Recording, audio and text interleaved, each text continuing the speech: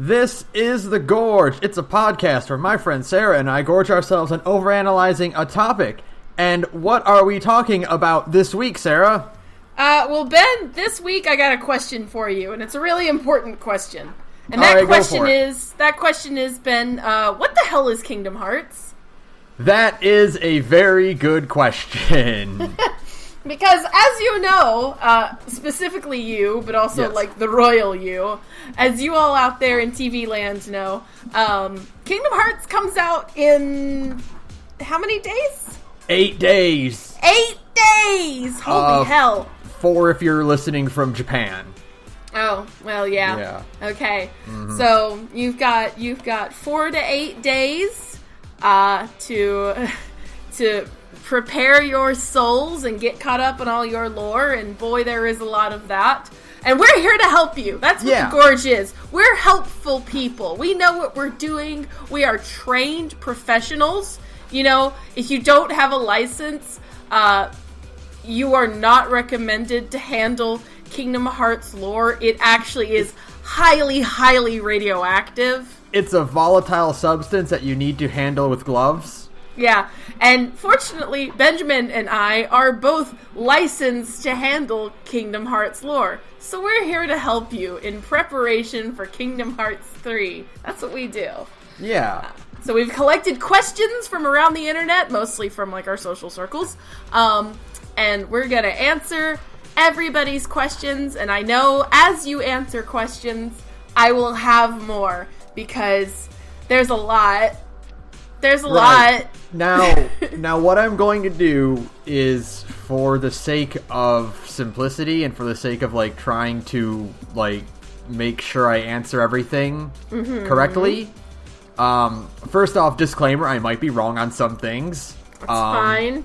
Because there has been a minute since I've played through the entire series.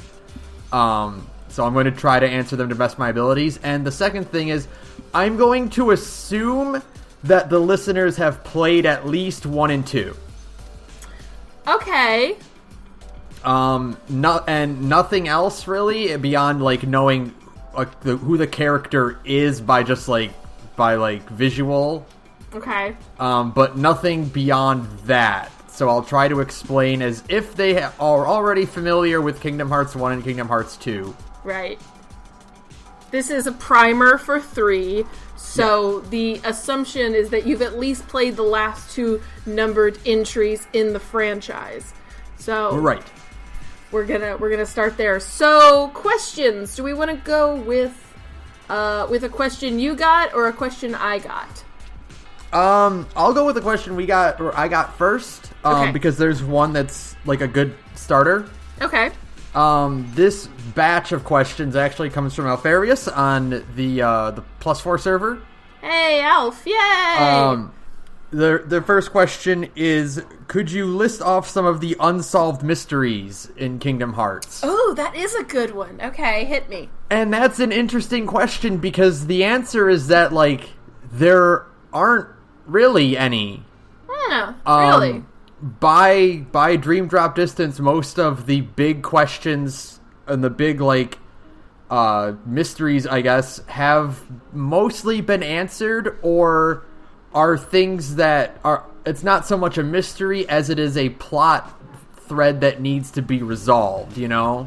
So give us some examples, then. Like, some of the mysteries that have been solved by now are who these mysterious figures in the hoods are that have been popping up in different bonus bosses or different games. The for instance, in the end of Kingdom Hearts 1, who is the blonde-haired kid, who is the kid in the bandana? Right. It's Roxas and Riku.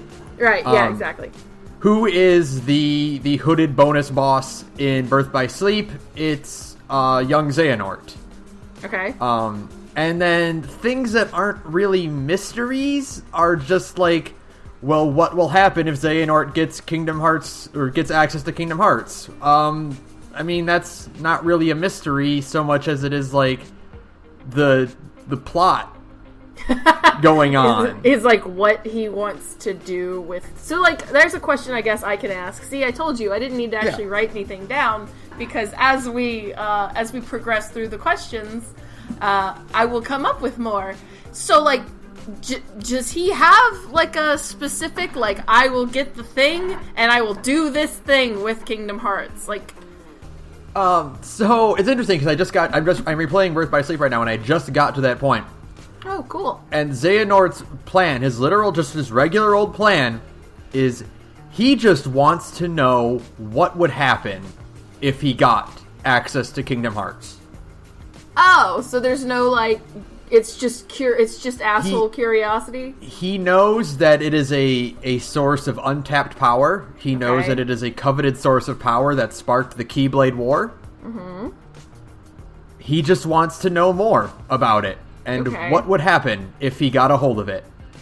So, okay, is there like an example of like somebody else using Kingdom Hearts in the past? There for isn't like really a thing? Like, do we have any good like examples of what you can do with it?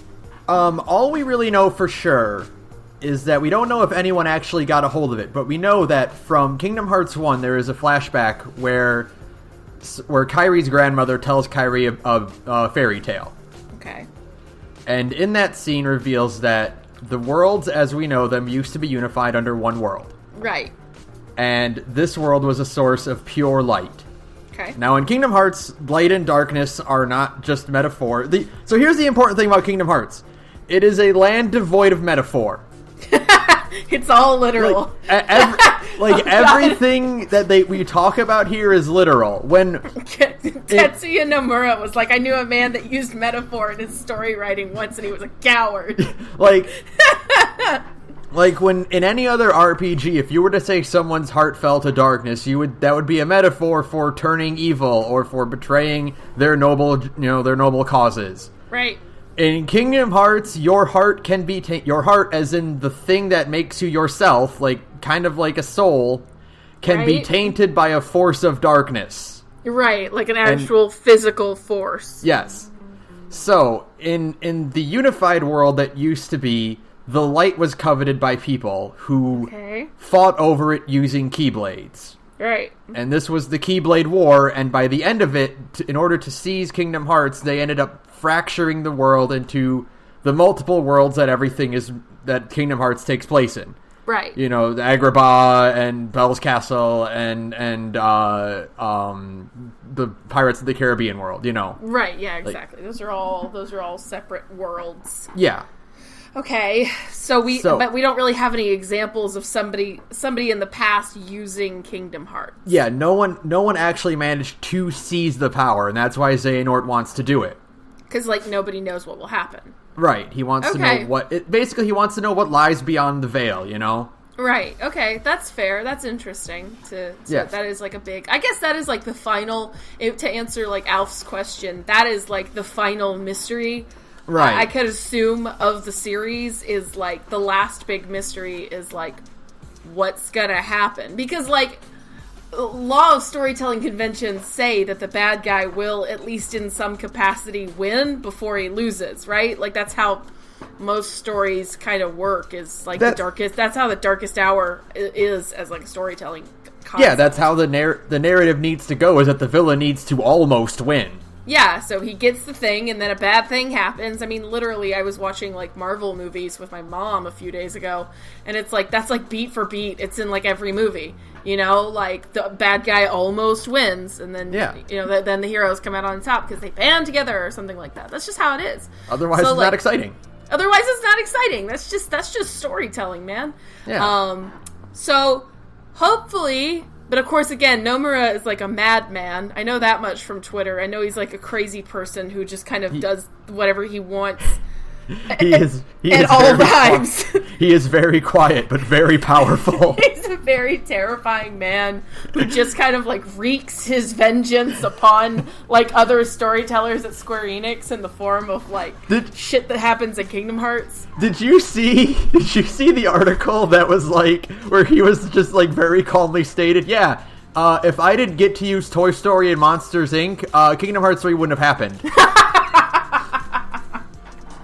Oh, it's so cold. That's a man I am terrified of at an existential level. And you can just, like, imagine, like, the Disney execs and the Square Enix execs that were, like, kind of, like, you know, in the meeting, they were kind of just, like, hemming and hawing, like, well, we kind of want to keep it just this, and, you know... Or, like, maybe we can't really get the... I mean, like, yeah, we own Pixar, but, like, the rights issue... Yeah, like, and, you know, we kind of want to just tap into, like, the classic Disney Renaissance, and then he's like...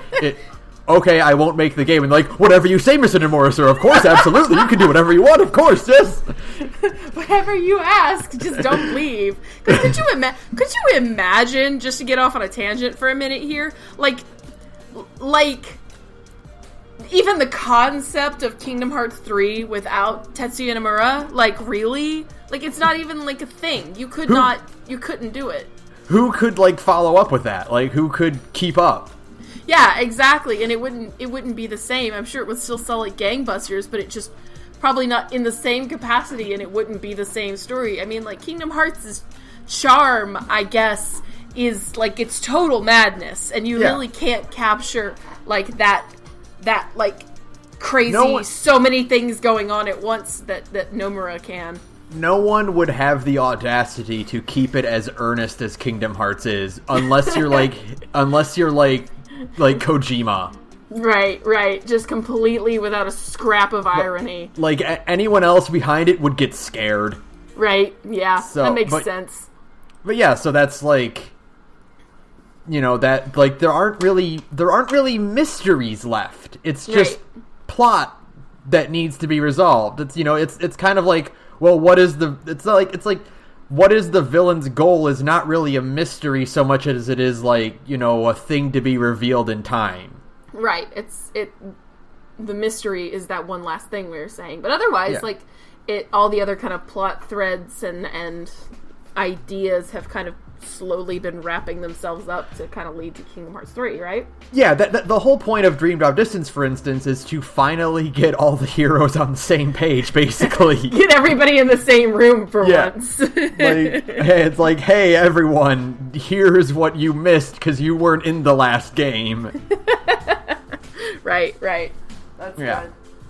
So any other questions from Alf? Yes, they sent a whole bunch, actually. Oh, good! This is a really good one, actually.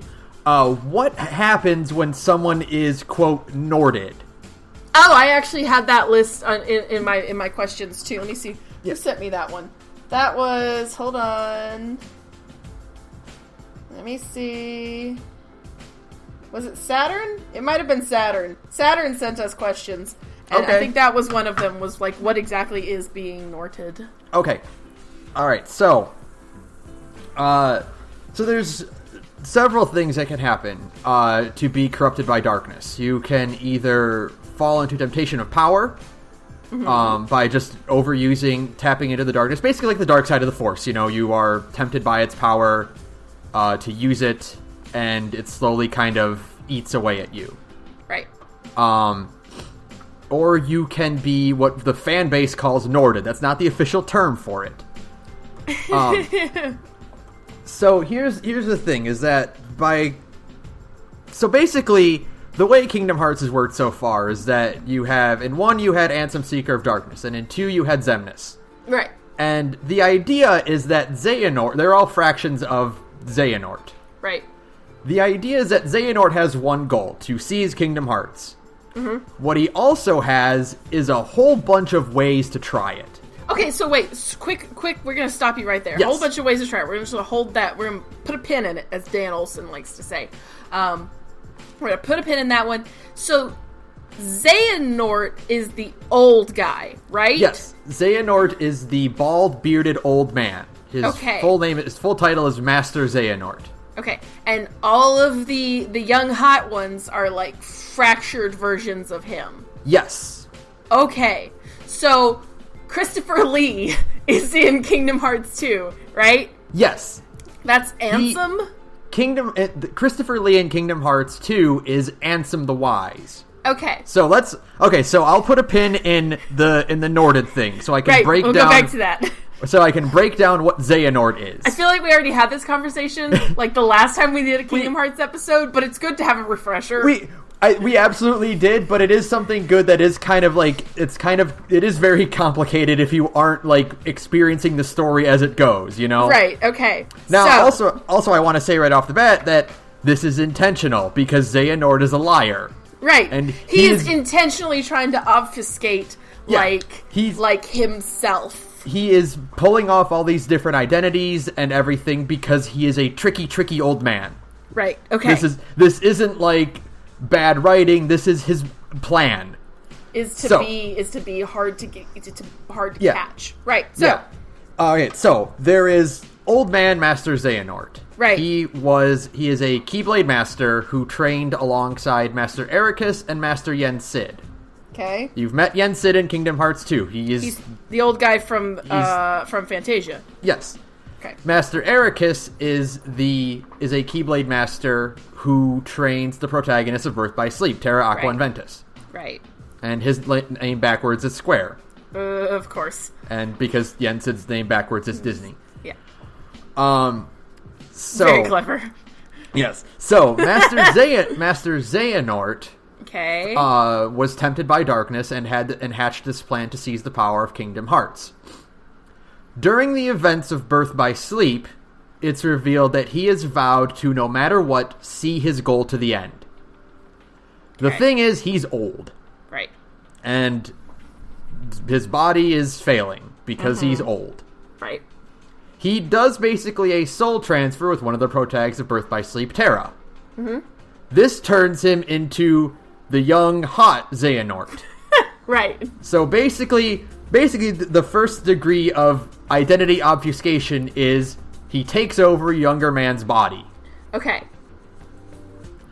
During the later events of Birth by Sleep, this Terra Xehanort, or it's called Terranort, loses his memory and only remembers his name and gets picked up and taken care of by Ansem the Wise, who is the bearded old man in Kingdom Hearts 2, played by Christopher Lee. Right. Ansem the Wise is a researcher and the head of the facility in Radiant Garden or Hollow Bastion, and he is a researcher of light and darkness. Okay.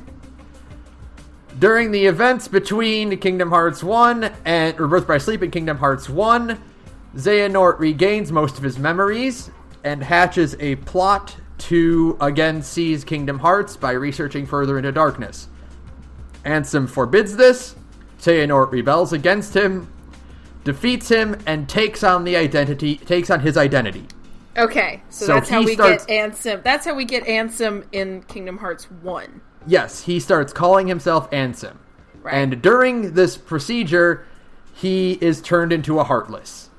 Yes, okay. This Heartless is Ansem, Seeker of Darkness. Okay, that's the bad guy in Kingdom Hearts 1. Yes, the Billy Zane. Okay, Billy Zane. We're going off voice actors now. Billy Zane or Richard Epcar nowadays, because they couldn't get him. But yeah, that one is the villain of Kingdom Hearts 1, and he is Xehanort's Heartless. Okay. So the villain of Kingdom Hearts 2 is the nobody that also spawned from that, which is Xemnas. Right. Which is just Ansem with an X in it. Yes. Yes. So that's it. So Terranort was divided into Ansem, Seeker of Darkness, and Xemnas. Okay. And both of them were defeated during Kingdom Hearts 1 and 2. Right, I gotcha. Now, when you defeat a Heartless and a Nobody, with the Keyblade, they reform back into the original person. Okay. Because that's the way you normally would save people with it. But Xehanort is like a huge asshole, so it's really not. But Xehanort's evil. Right. And so really, the thing that would fix anyone else ended up helping the villain in a very big way. Because it put his body back together, right? Yes. Okay. So, then, in later games, we also have young Xehanort, which is Xehanort as a teenager in the distant past. Okay, that's fine. Yes. So, that's the different Xehanorts that exist. Okay, it's not that convoluted, but it kinda is at the same time. You're just like... He's basically Olaf from Series of Unfortunate Events, where he's just taking on different identities. Perfect. Oh my god. And so I've seen a couple Kingdom Hearts 3 trailers. I've seen the one with, I guess it's young Xehanort and young Arrakis, and they're playing chess. Is that who that kid is? Yes, that's Arrakis, yeah. Arrakis. I'm not going to say these names right. So it's all just a big coincidence that, like, young Xehanort just kind of looks like young Terra. Like, looks like Terra before, you know. So, there's coincidence and there's theming. Right. Kingdom Hearts has a running theme of trios. There's the Destiny Islands trio, there's the Clock Tower trio, there's the Wayfinder trio. Right. And there's the Disney trio, and the Master trio, and yada, yada, yada. Right. You know, yeah. Friend groups come in threes. Yeah, that's just kind of how it is. Yeah. Usually 2 guys and a girl. So, and there's also a theme of similar appearances, which is... So, yeah, it's mostly just thematic and just kind of coincidence that young Xehanort kind of looks like Terra. Okay. That's all I was wondering. It's not like a story thing. It's just kind of like a theming thing, I guess. Yeah, it's not like the different versions of Sora. It's just... they just kind of look alike. Kind of like how Aqua and Kairi kind of look alike. Right. It's just to fit the theming of Ventus, Terra, and Aqua being similar to Sora, Riku, and Kairi. Yeah. Okay, I gotcha. Yeah. That's easy. Yes. We're not going over the many different Soras because we already did a whole episode with that. If you want more of an update on that, you can go back and listen to our other Kingdom Hearts explanation episode. So we're not doing that one. I don't quite remember all of it, but I will be listening to it before Kingdom Hearts 3 comes out. Okay. So, that all being said... Right. What is being Norded? Being Norded. So, all these different Xehanorts exist. By Dream Drop Distance, Xehanort has a new idea to seize Kingdom Hearts. And that is to invoke the Keyblade War again. You need a weapon called the Keyblade. And that's which is an X. Which is an X-blade, or the Greek letter Chi. Right. The weirdest thing is that in Birth by Sleep, Xehanort says, some call it Chi, but I'm going to pronounce it Key. Thanks. That really helps. Like, it's kind of weird because like everyone like in the game kind of puts a bit more emphasis on the K sound. Yeah. To kind of signify which one they're talking about when they could just call it Kai Blade. The Kai Blade or the X Blade. I've seen it written out before, and I just call it the X Blade when I see it written. But yeah. And now the Kai Blade is basically the ultimate, bestest Keyblade ever to exist. Right. It needs 7 pieces of light and 13 pieces of darkness to forge. Okay. Those pieces need to clash with each other. Okay. Again, thematic, 7 and 13 keep coming up a lot in Kingdom Hearts. Anyway, Xehanort has a brilliant idea. He says to himself, you know what? I've had a lot of different identities in the past. Oh, yeah! I have a lot of different followers. What if the 13 pieces of darkness were all just me? That would significantly streamline things. It's true. Instead of trying to work with anyone else, why not work with myself?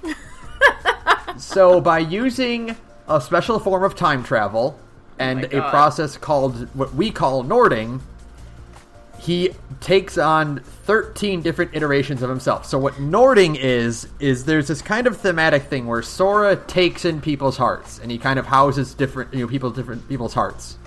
Right. He did it with Kairi, he does it with Roxas, with Naminé, with Xion, and with Ventus. Yes. Xehanort does the opposite, in which he gives away pieces of his heart to individuals that he wants to recruit. Okay. So being Norded means he's chosen you to take on a piece of his heart. Now that's what Organization 13 was originally supposed to be, I guess, right? Yes, the original Organization 13, the one you fought in Kingdom Hearts 2, their original idea was that he was going to use these nobodies and house his heart in each of them, because nobodies don't have hearts. Mm-hmm. But there was a lot of infighting within the group, yada yada yada, it fell apart, and then they were all defeated. Okay. So this new organization that's brought about, he's just cutting straight to the point. It's just copies of himself all the way down. So he got a bunch of copies of himself to fill out the ranks, and then he's recruiting some ex-members of the first organization and Nording them by putting pieces of his heart inside them. Including Best Boy Xigbar. And from what we can see is they mostly still have the same personality. Right. And it's difficult to tell how this affects them mentally or anything, because they were the ones that were kind of pretty on board with whatever Xemnas wanted to do in the first place. Mm-hmm. But they get darkness and they get yellow eyes. And that's kind of the sign. Which is the whole thing everybody was flipping their shit about at the end of the E3 trailer for Kingdom Hearts 3 with the whole, oh god, Aqua. I remember that. Yeah, so that's basically what it is. He's basically turning people into, hosts for himself, but it doesn't seem to be, affecting them personality-wise. Okay. Except for the fact that Aqua seems to be in a pretty bad mood at the end of that one trailer. So the thing is, it doesn't seem like Aqua has been Norded. It seems more like Aqua has just succumbed to darkness. Oh, really? Mm-hmm. Okay. That's just different. She just plain old fell to darkness. Well, you know what? Knowing what I know, that's fair, honestly. Mm-hmm. That's valid, we're not gonna give her a hard time about that one. So, right. Okay, that's not so bad. Not so bad. That's pretty easy to keep up with, and I know that basically everybody who I thought was dead. I know that nobody is ever actually dead in Kingdom Hearts, but it is funny to see Xigbar and Marluxia. So the interesting thing is, people have noticed this in the trailers, is that Marluxia, A, doesn't have yellow eyes. Right. B, doesn't seem to recognize Sora, or Sora and the party doesn't seem to recognize him. Okay. Which means he's probably just an independent agent that is just kind of back. Kind of doing his own thing. Is I don't know what's going on right now, but I really want to beat you up, Sora. Yeah, Marluxia. He is just around now. Sure, that's fine. I will admit, there's a 95% chance. So me in Kingdom Hearts, I haven't played a Kingdom Hearts since 3. But and I was just Kingdom Hearts 3, I might play it eventually, but not when it comes out. But then I saw a trailer that had Xigbar in it, and my chances of playing Kingdom Hearts 3 literally tripled. I was just oh my god, best nobody, excellent. So now I'm back. I'll probably get it within a week or two, because of that, and but first Vesperia and fucking Resident Evil, and oh my god, what's going on with the first of this year anyways? Right, yeah. Oh my god! There's a lot. Okay, so anything else from Alf? Yes, there is one more. Oh boy. Well, there's also, what is the Kai Blade? I explained that is the ultimate Keyblade, that was supposed to be forged by the clashing of light and darkness. Okay. It doesn't seem to be quite as relevant now. It's not something that Sora is eventually aiming to wield or anything. It's not quite like the Master Sword. Yeah. But we'll see what happens in the end of 3. Maybe it'll come up. There's a 95% chance he's getting that sword. I'm just telling you that. And then lastly, is Kingdom Hearts 3 the end of the series? No. Oh, I had a question like that too. Hold on. That was from... Because I promised I'd name drop everybody. Right. That one is from Michael on the Big Gay Nerds Discord. I asked them for questions, and Michael is one of the people on our Discord, and that was the question he asked too. So, do you think Kingdom Hearts 3 is the last game? The last numbered game? What you think? The last game? Absolutely not. The last numbered game? Probably not. Oh, okay. Nomura has stated very clearly that Kingdom Hearts 3 is the end of the Xehanort saga. Oh my god. It is the end of Xehanort as a villain. Right. There hasn't been any discussion of what comes next. Mm-hmm. Whether the games will continue to feature Sora, Riku, and Kairi, or if they will switch to a new protagonist, a new setting kind of thing. Nothing else, but he has stated very clearly that 3 is not the end of the series, just the end of the first big saga. Oh my god, we've been here for 20 years, Nomura, come on! So we will have to just see what the post-credits epilogue shows. The one that he's very smartly not releasing at launch. Oh god. I think that's the most, like, the most fascinating thing, like the most wise to how the internet functions. Yeah, I have critiques of it, but, you know, I'm not going to harsh anybody's vibe right now. I'm not a huge fan of that approach. But, again, I'm not really here to ruin the good time, so that's the thing I'll probably complain about on Twitter. I have seen a lot of people who were like, you know, what do I do if I don't have an internet connection? And people's general response is either, like, if you don't have a reliable internet connection, either bring it to a friend's house who does, use your phone as a mobile hotspot. It won't be a very big file to download. You know, but yeah, so there's definitely a problem with it if you're in a location that doesn't have good internet.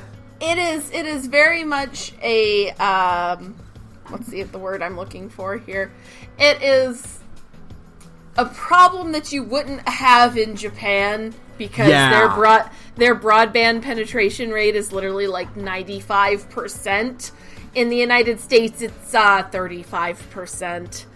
Yeah. So I'm not like super like pleased with that. Like, yeah, you can just go to a friend's house, except like, what if you live in a really rural area where that's not even an option, you know?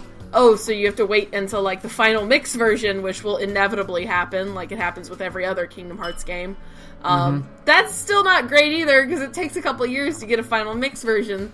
So, you know, that's my screed. I'm not a huge fan of it. I didn't like it when EA did it at the end of Mass Effect 3. I don't like it when Square Enix does it. I think it's just kind of a shitty move, considering the market in the United States.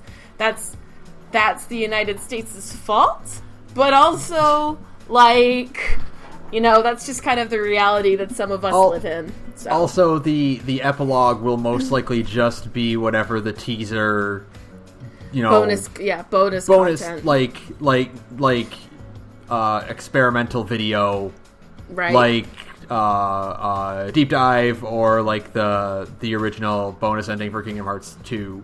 Right. So you're not going to, like, miss out on anything but a basic tech demo if you can't get it. But, like, yeah, it is a little bit... It just kind of rubs me the wrong way. I'm just not... If it was... I would say the same thing with any other company on Earth. Don't make me download your ending. Like, don't make me download your ending. Sorry. But otherwise, you know, it's fine.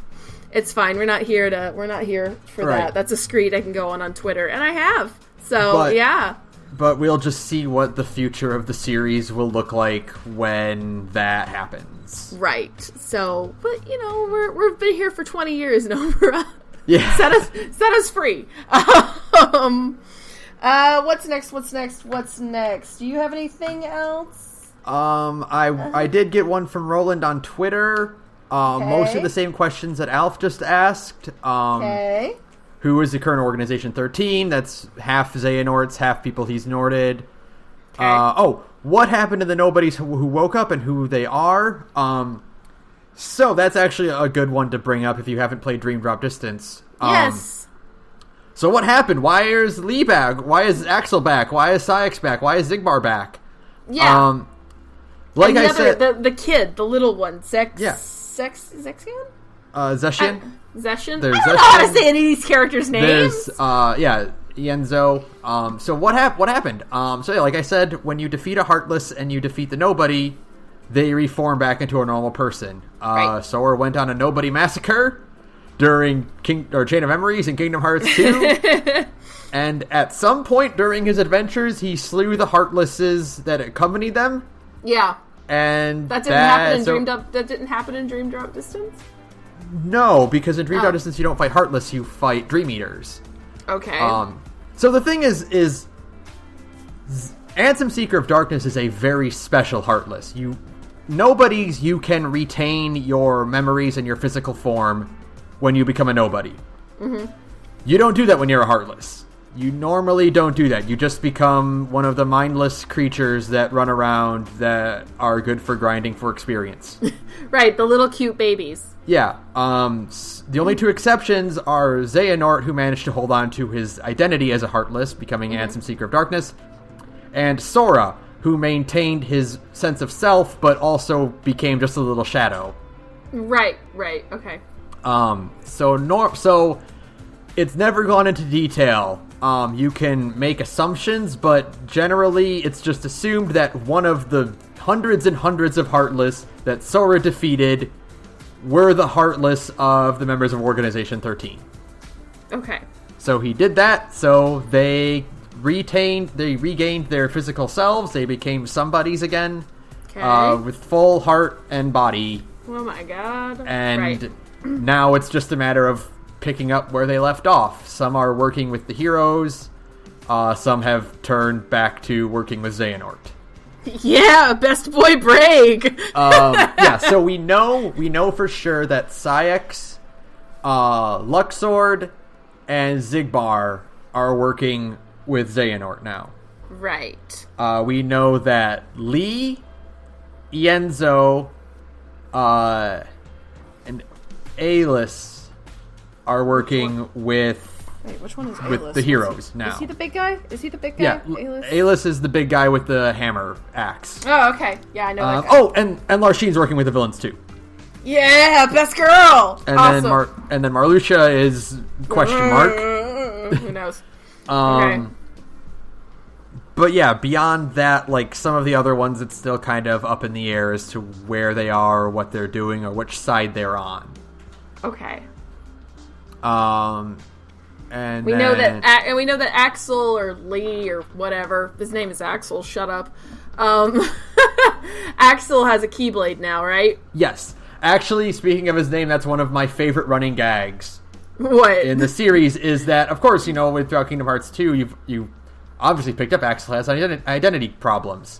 Right. He wants everyone to remember his name, and his name is Axel. Right. He wants you to remember that. Dream Drop Distance happens. And he's back to being Lee.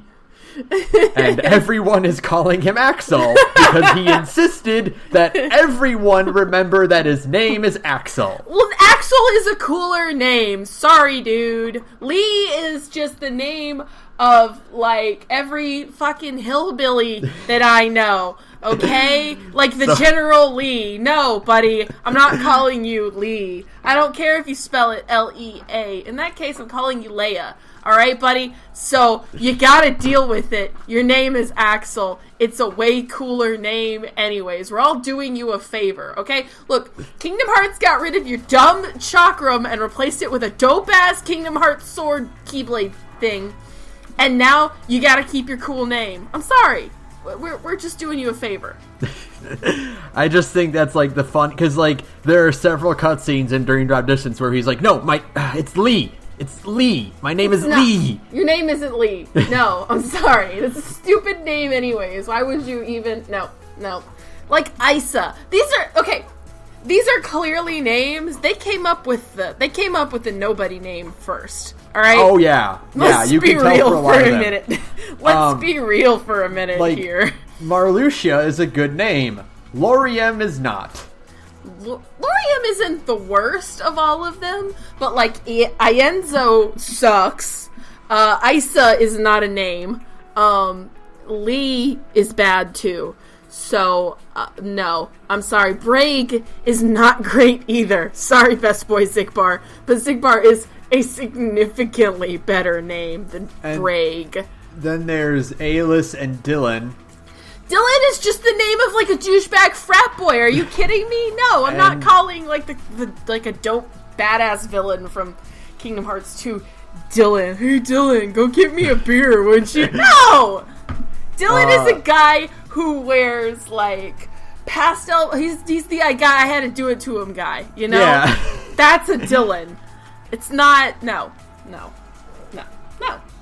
Sorry. But yeah, What's so next? that's that. Okay. So that's all the ones that I got. Let me see. Mine are significantly dumber because you can always rely on my Discords to never ask any good questions. Although Ashaya said from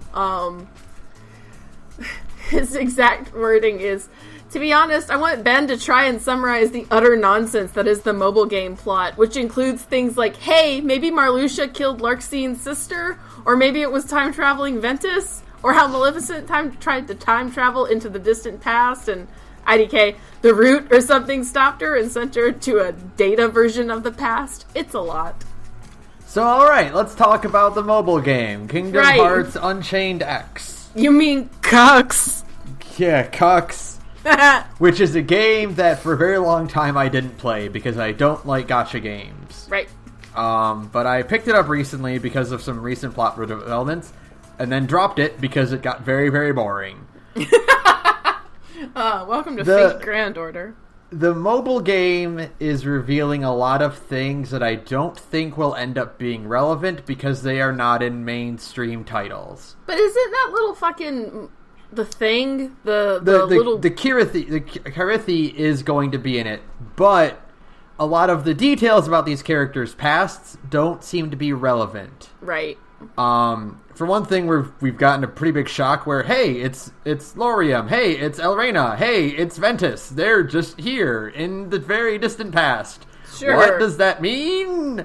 Yeah. It probably doesn't really mean anything. Right.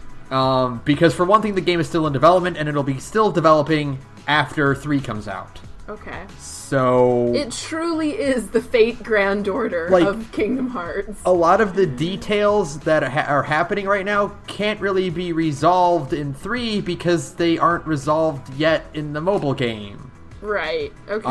So what is, like, the generalized plot the generalized plot is that you are a Keyblade wielder in the time before the worlds were divided. Okay. And it is basically leading up to the Keyblade War. Right. Like, eventually you're gonna hit the point where it leads to the Keyblade War. Mm-hmm. Which means your fun little character that you spent all your time making and grinding and putting on cute hats and gloves and cool outfits and everything is dead. They are going to die in a very brutal war between their fellow comrades. You know, for kids. For fun. For funsies. That horrible pit of rusted Keyblades by the millions... Right. Is where they're going to end up. One of your adorable little gacha characters is gonna end up in that mass grave. Have fun! Whose Keyblade will probably be defiled by Vanitas during his cool Keyblade surfing attack. Cool. So enjoy that. So the game does an interesting thing where in order to travel through different worlds in the gacha game, you're not really traveling to worlds, you're traveling into digital recreations of what they think future events are going to be. Right. So you're not really meeting Aladdin, you're not really meeting Alice, you're just kind of meeting, like, digital representations of them. Yeah. Just simulations that are created based on the Book of Prophecies, which is a book that is foretelling what will end up happening after the Keyblade War. Okay. It's a self-fulfilling book. Everything in it will happen. Mm-hmm. So that's why the leaders of the guild know that they will eventually fail because it happened already. Oh, well, that's nice. Yeah. That's cool, for kids. Yeah. So it's all very lighthearted. It's fine. If any of the details that you probably will need to play Kingdom Hearts 3 or anything that is relevant for Kingdom Hearts 3 will be answered in Back Cover, which is the hour-long bonus movie that came with the 2.8 version release. Okay. Did you watch it? Yes, that is basically leading up to the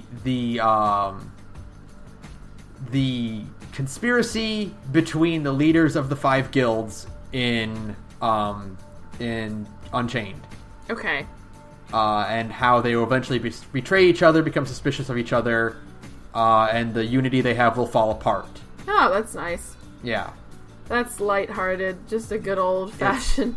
Just a good time for everyone, kids. It's fine. And so what are Ventus, Lorium, and Elrena doing in there? It probably won't matter, because everyone else is going to die anyway. None of this matters. It's just a MOBA game. Now, this is funny to me, is that, so you're in, like, little data recreations of everything. Okay, that's cool. No, that's the actual Maleficent. You're gonna have to explain that one, my man. Alright, so this is one of my favorite, like, running gags that's not really a gag, but I think is hilarious. Right. Is the fact that Maleficent has no idea and no control over what's going on, despite her best protests. Maleficent just kind of sucks, unfortunately. She is trying her hardest to keep up with everyone else. So, it's revealed in Unchained that when you defeat Maleficent in Kingdom Hearts 1, when Sora defeated her and she vanished, right, she was somehow sent back in time to be very confused, wandering around the digital recreation of the Castle of... Or not the Castle of Dreams, the Enchanted Enchanted Woods of her world. Yeah. And she wandered around and was very confused and somehow managed to leave to be in Kingdom Hearts 2. How did she get out? Do we know? I don't know for sure. It was probably magic. It's magic. We don't have to explain shit. One of the other things you need to remember about Kingdom Hearts 2 is that asking how is not the right question. Okay, what is the right question? The right question is why and what it will mean. It's kind of like asking how a lightsaber works. It doesn't matter. A lightsaber is a sci-fi space sword. This is a fantasy like fairy tale. It doesn't necessarily. You don't necessarily have to explain it. How does the thing work? Well, they're magic. Okay, right. they have a magic spell that does the thing. Right. The mechanics of how the spell works don't matter. What matters is what this does to the plot. Okay. Yeah, that's a good way to put it, because Lindsay Ellis had a really good video about the Beauty and the Beast live action remake, and how apparently, like, way back in the day, even the directors of Beauty and the Beast were like, no, I shouldn't have to explain it. It's just magic. It's just a fairy tale. Like, you don't need to understand, like, why there's a magic castle and nobody's aged and blah, blah, blah. It's just magic. Don't worry about it. Just enjoy the story. And I feel like modern nerd culture gets too hung up on the how, without necessarily examining or really just kind of understanding the kind of story that's being told. Like the hows in fairy tales, and that is ostensibly kind of what Kingdom Hearts is an extremely elaborate fairy tale. I mean, obviously, right? They literally, the time that Unchained takes place in is referred to as the time of fairy tales. Okay, then, see? Yeah. Like, Kingdom Hearts is just an incredibly elaborate fairy tale.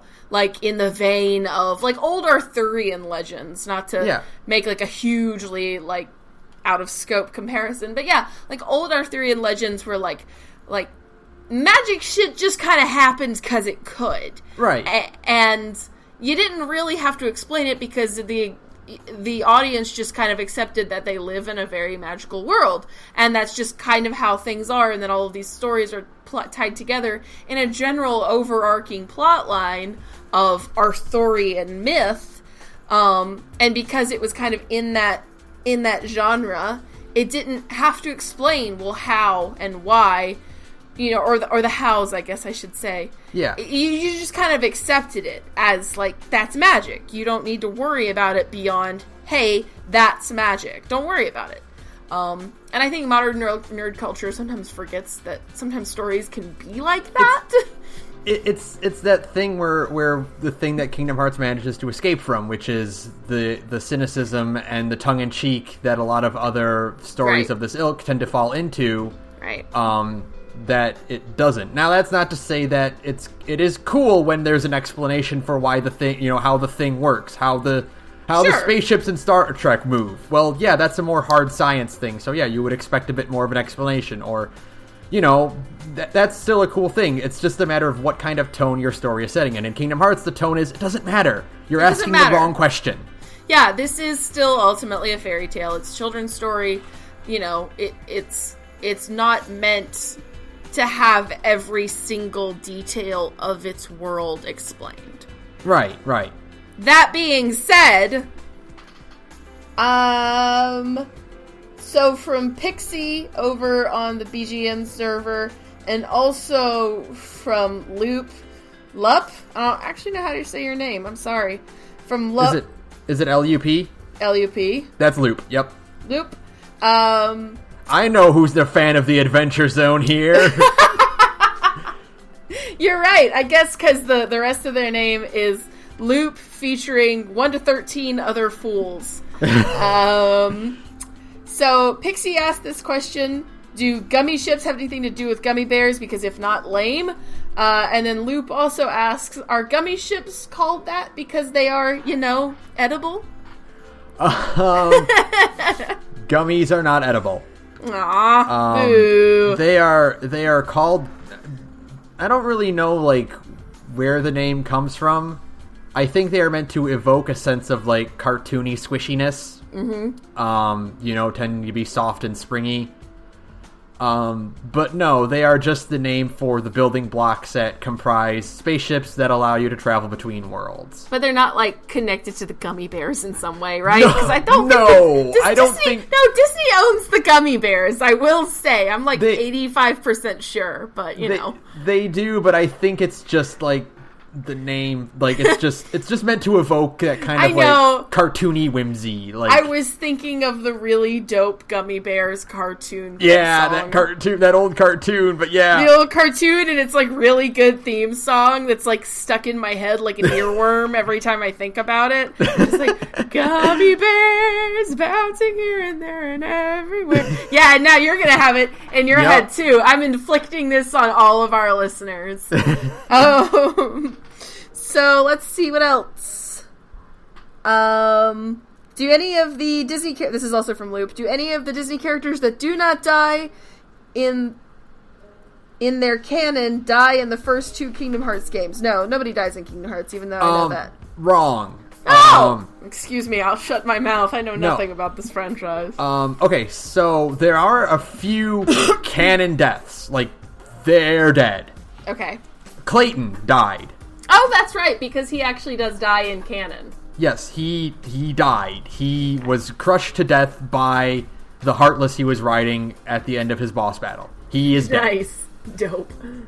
Lady Tremaine and the Wicked Stepsisters also died. Really? They died in Birth by Sleep. Their carriage caught fire and they died. Shut up! They're just straight up dead. They're just dead. Wow. Okay, that's intense. Cool. There are a few other implied deaths, throughout, just not necessarily Disney characters. It's implied that Kyrie's grandmother is dead. Right. Because she just hasn't shown up, and Kyrie was orphaned and arrived at Destiny Islands. Okay. And she wasn't in Radiant Garden in Kingdom Hearts 2. Yeah. Okay. Let's see. Oogie Boogie died. Well, okay, he did kind of die in canon, though. Yeah, but but like, yeah, beyond beyond Lady Tremaine and the Wicked Stepsisters, like, no one that didn't die in their Disney movie has died in Kingdom Hearts. Although the Lady Tremaine thing is like blowing my mind that they did just straight up kill them off in Birth by Sleep. That is a pretty intense one, actually.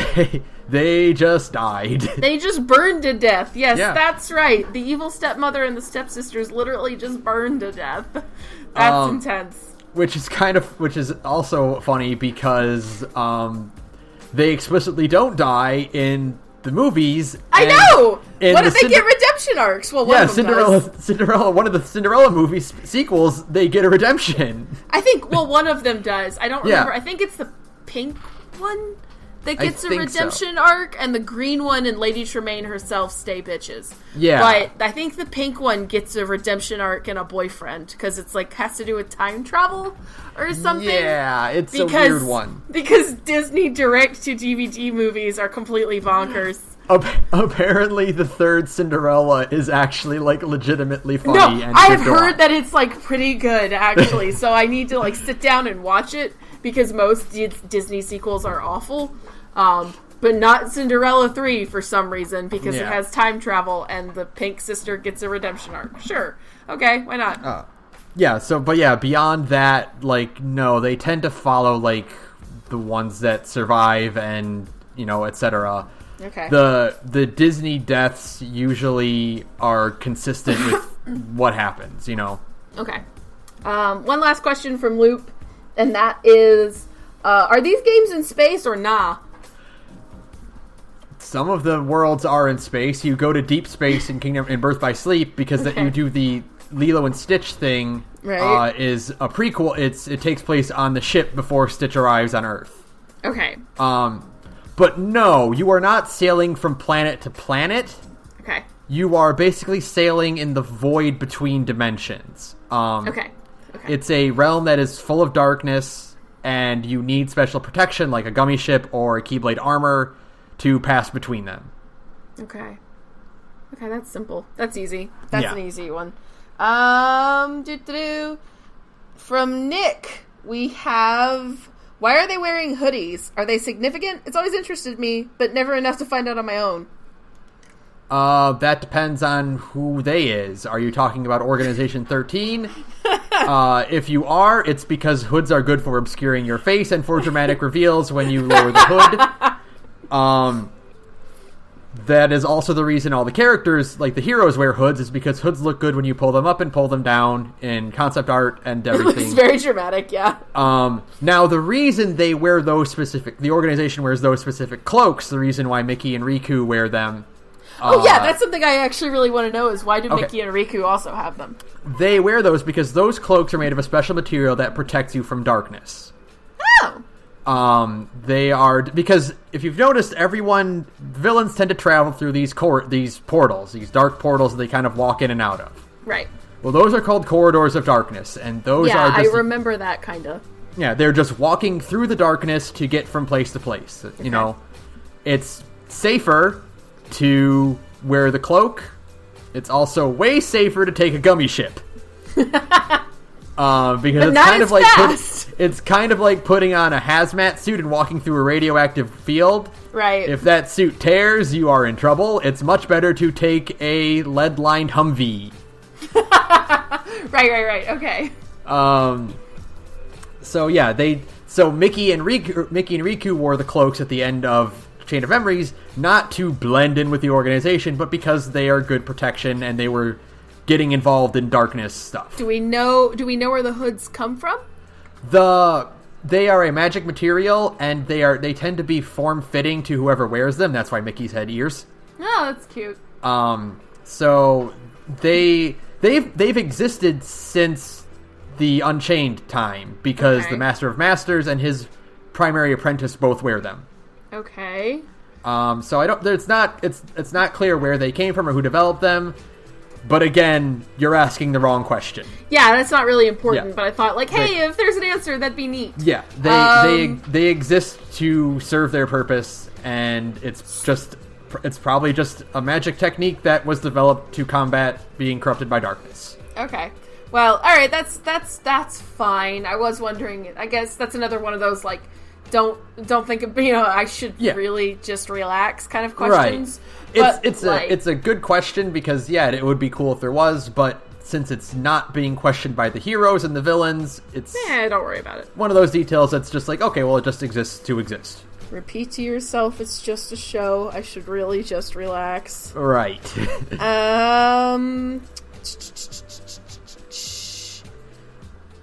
There's Michael asked more gummy ship questions, but that's not, I think everybody is really confounded by the gummy ships. Well, what's the question?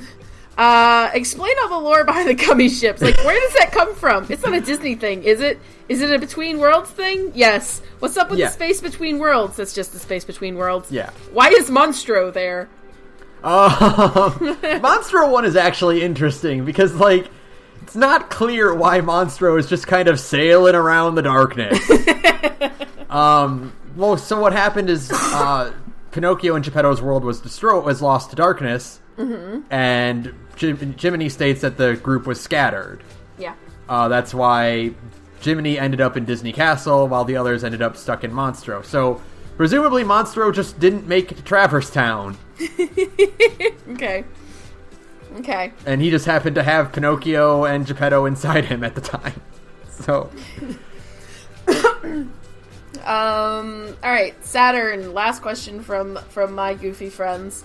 Why are all of the Organization 13 versions of people just their names scrambled, but this Xehanort clown by association is literally just X, no heart? Is there a reason, or is that just his name? Or or is it that, like, is he naming all the nobodies? Yes, okay, so the reason they have the X in their name is because of something called the Rikusikan Sigil. Oh, God. Which is that X. Okay. Now, Xehanort has the ability to track those who bear the X. Oh, that's so neat. he gives that X to the members of the organization so that he can track them. Okay. He can keep an eye on them. This is also how he was able to track Sora in Dream Drop Distance, because Sora's clothes in Dream Drop Distance have a big X on the front of them. That's awesome. So that's why they get their names scrambled. Also, Sora doesn't have any X's on his costume in Kingdom Hearts 3?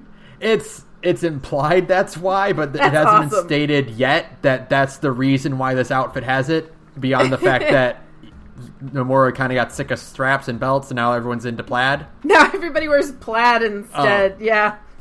But maybe we will get a line about, like, avoiding the Rikusikan Sigil by that. But yeah, so that's Xehanort just uses the X to track people. Also, it is a good way to distinguish between someone's nobody and someone's somebody. Okay. You can tell the difference between Zaldin and Dylan, or Zigbar and Braig, by just what you refer to them as. Right. And what was the first part of the question? Hold on.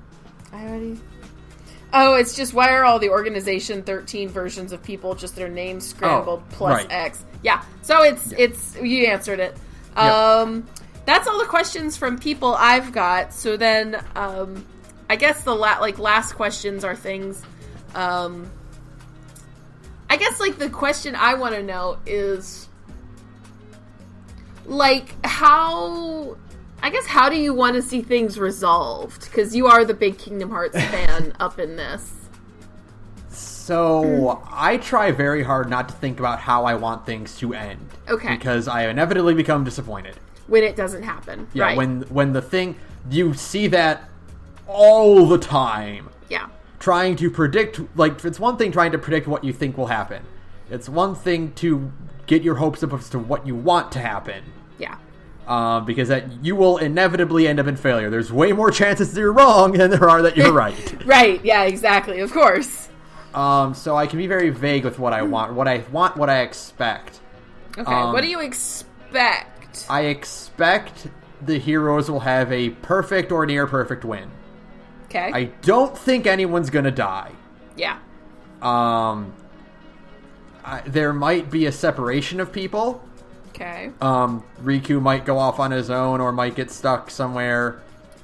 But I don't think anyone is going to die, because that's not how the series is portraying itself. Right, yeah. It's kind of like when people ask me all that, like, I see it a lot on the subreddit for Devil May Cry, not to bring things back to Devil May Cry, but hey, we've both got a video game that we've been waiting for many, many years finally coming out, so it's kind of the closest analog, which is weird.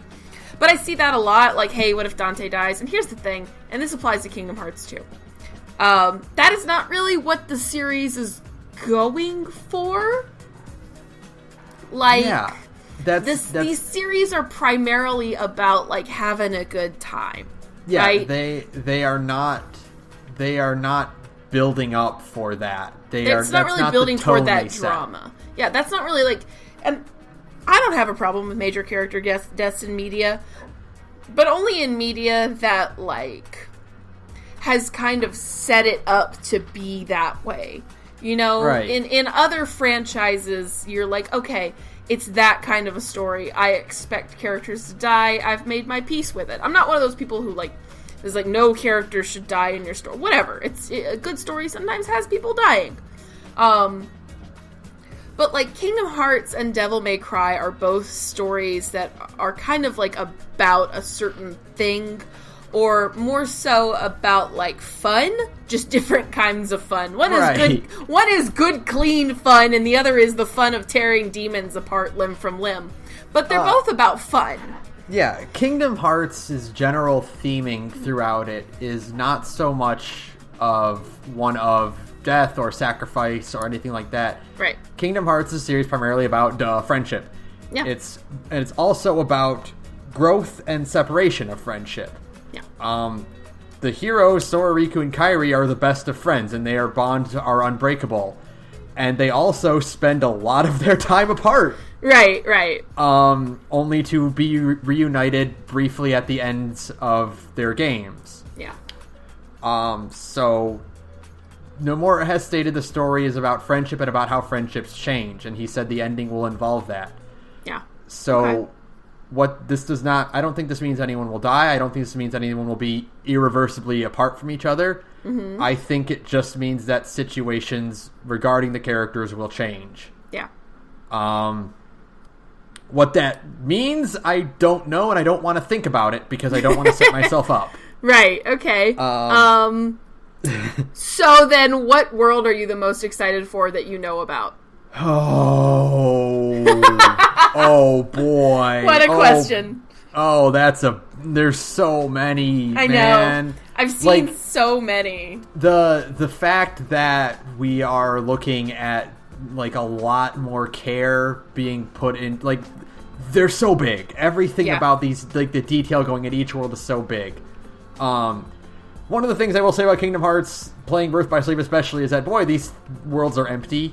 Yeah, it's weird going back to them. I mean, back in the day, I guess you didn't really notice it. Yeah, but you were affected by conservation of detail because the hardware was limited. You couldn't obviously do that. But, seeing, like, a whole slew of characters where originally there would be a handful. Right, yeah. The Caribbean is a great example. Port Royal's cast was Jack, Will, Elizabeth, and Barbossa. Yeah. Now we've seen Tia Dalma. We've seen members of Barbossa's crew. The actual actors, not just like generic pirate man. Right. Yeah, exactly. So, that's really cool. We have the entirety of Big Hero 6, where originally you'd probably only get Hero and Baymax. They're going really in depth with the worlds and filling out the major points of each beat in the story. Mm-hmm. We've seen the fucking Let It Go sequence in Arendelle, the Lantern sequence in Tangled. There we go. So yeah, which one am I looking forward to? I'm really excited to be a pirate, man. The pirate looks pretty cool. Yeah. Like, I'm really more, like, just blown away by, like, the Kingdom shader. Watching it just in effect is just, like, mind-blowing to me. Like, oh my god, you actually, instead of having, like, this cartoony-ass, like, anime boy and, like, extremely realistic Jack Sparrow, you somehow managed to, like, make like an Orlando Bloom look-alike standing next to Goofy actually look harmonious, which is just incredible. The fact that, like, people are doing gift sets of, like, stuff from Frozen, from the movie, and from the world, and it's like, wait, which side of this gift set is the movie? Yeah, not Kingdom, Jesus. Toy Story, to me, is the most mind-boggling, because Toy Story came out in, like, 1995, so at this point, Kingdom Hearts 3 is actually better looking than Toy Story. Yeah, at this point, like, the original Toy Story looks worse than Kingdom Hearts 3, which is just amazing. Just incredible. What I will say is that the one thing I kind of regret is because we're not visiting a lot of recurring worlds. We're not going to Agrabah. We're not going to Atlantica, you know, ones that have been, like, showing up repeatedly. In all of them.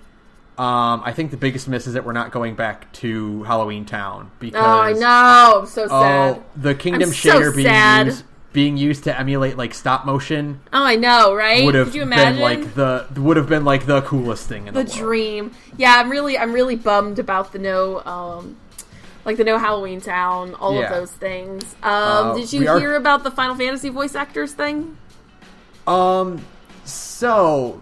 So I'll talk about that for a minute because there's two things about that. For one thing, people are under NDAs. Yeah. You know, it happens. This happens to Kingdom Hearts especially, where it's like, no, I'm not returning because they can't say they are. Right. So there's that. The other thing is that it's kind of a misnomer that Kingdom Hearts is a Final Fantasy Disney crossover. Right. The Final Fantasy characters have never been super relevant. Yeah.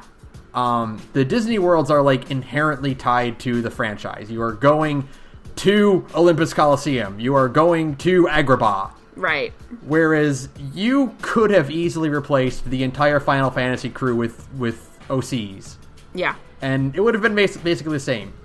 They are just fun little cameos. So if Leon and Aerith and Yuffie are not in 3, it's not that big a deal. Yeah, it is would be kind of cool to see them, and yeah, it is a little bit disappointing, but it's not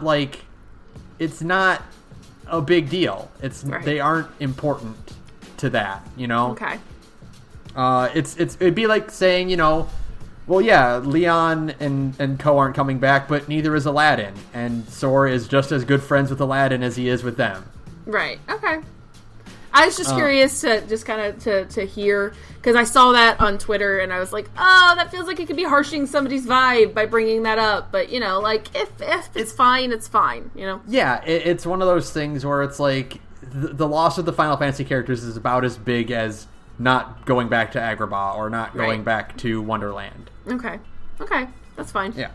And if they are just under NDA and they've been there, cool, awesome, great. Awesome, I like seeing those guys. Let me see. Final questions. I'm trying to like think of like stuff in the build up to Kingdom Hearts 3 since it is out in 8 days. Are there any like small like I guess what are the plot beats to keep in mind from specifically like if you're going into Kingdom Hearts 3 without, because a lot of people, like, let's be real for a minute. A lot of people are going to go into Kingdom Hearts 3 without even watching, like, a playthrough on YouTube. Like, a lot of people are going to go into 3, and they're not going to realize that, because that's just kind of the nature of, like, consumer habits. Not everybody on the internet is going to be as up-to-date on the plot as, like, yourself or even me. And I haven't even played these games. Like, I'm more up-to-date on stuff that's happening in Kingdom Hearts by virtue of knowing you than any rando. So most people will see, oh, Kingdom Hearts 3. I played 2 when I was a kid. Let's pick this up. So, if there's anybody out there in TV Landia listening, I guess what are some of, like, the, like, I don't know about Cliff's notes, but maybe, like, a few things going into Kingdom Hearts 3 that we should know. Like the things you might want to read a KH Wiki page about. Right. Kind of. Just, so the most important thing will be Terra, Ventus, and Aqua. Okay. They are going to be very important characters in 3. Okay. They are the original trio from Birth by Sleep. They were Keyblade wielders 10 years before Kingdom Hearts 1 happened. Okay. The point of them is that Ventus lost his heart by the end of the game.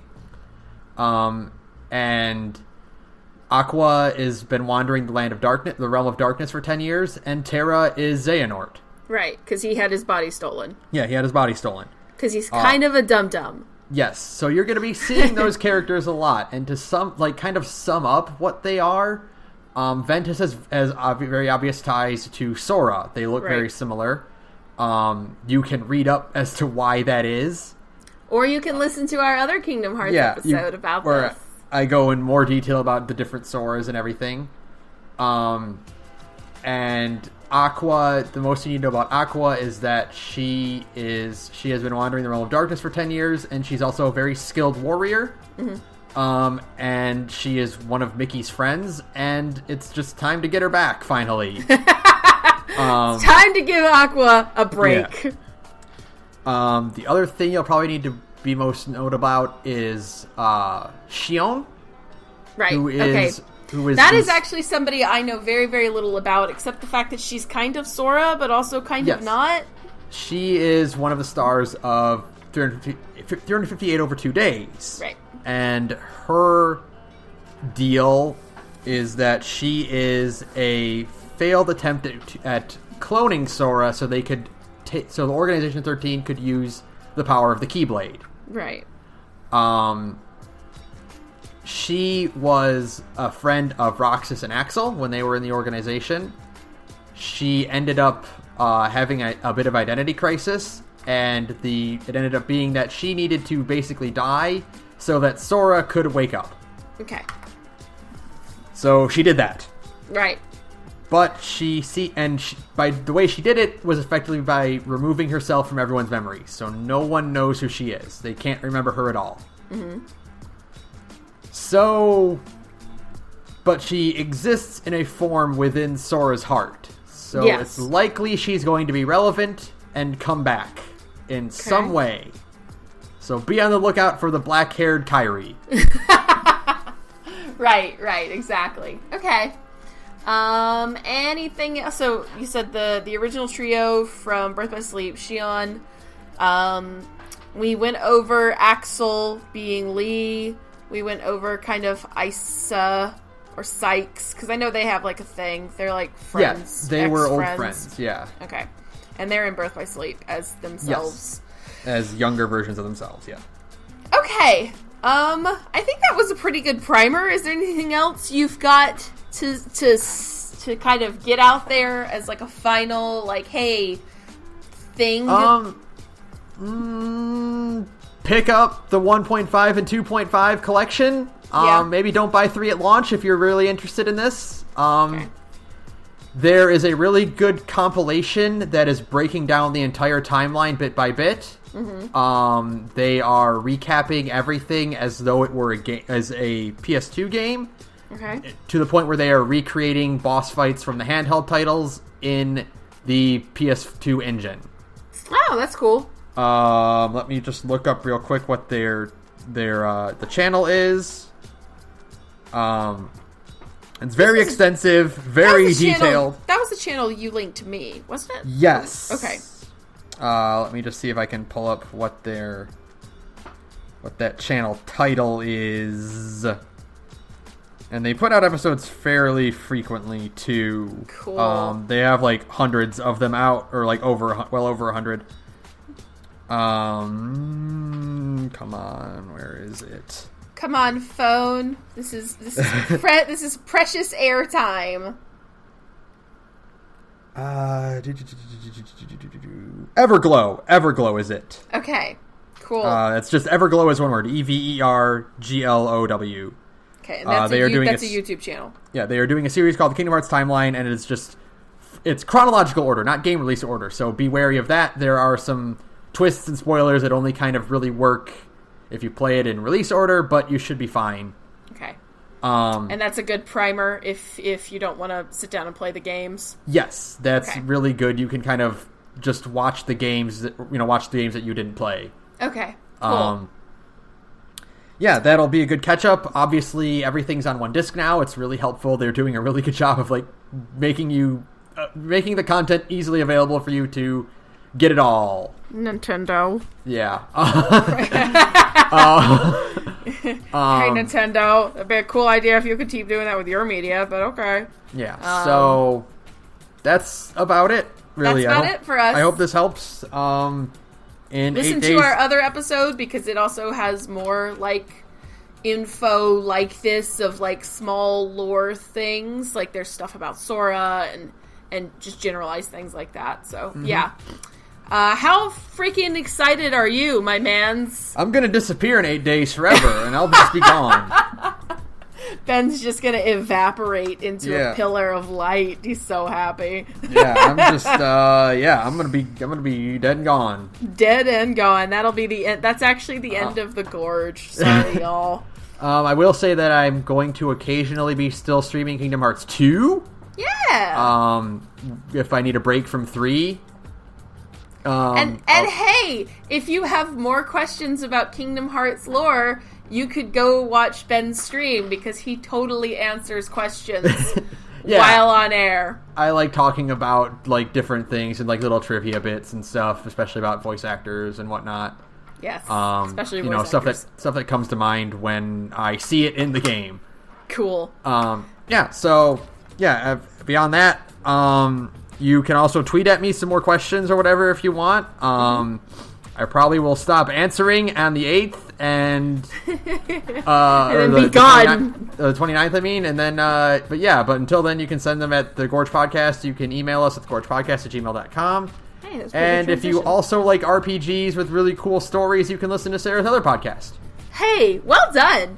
I'm in another podcast called Big Gay Nerds, where me and a bunch of cool queer friends get together and we play tabletop games. Right now, we're in kind of a transitionary period, so not me, a couple of other friends are playing Maid again. Yay! Yes, they're playing Maid RPG, that wonderful system that is all randomly generated and you play a bunch of anime maids. I would really love it if they would just do a mascot episode someday. I might have to strong-arm them into doing that so that I can have a mascot character. I've always wanted one. But yeah, you can find us at Big Gay Nerds on SoundCloud, and the links to the rest of our social media are there. Thank you. All right. So that'll do it for us. And, hey, I got one this time. Oh, I bet I know what it is, too. Hey, man. Fuck anyone who was, like, fucking putting spoilers in I knew it! I totally knew it! I was literally gonna say fuck leakers. Like, but, yeah.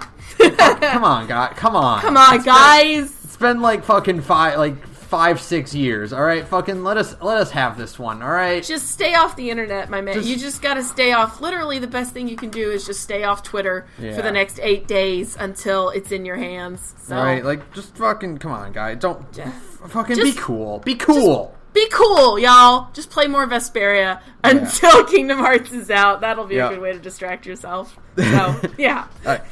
Good night, everyone. Good night, everyone.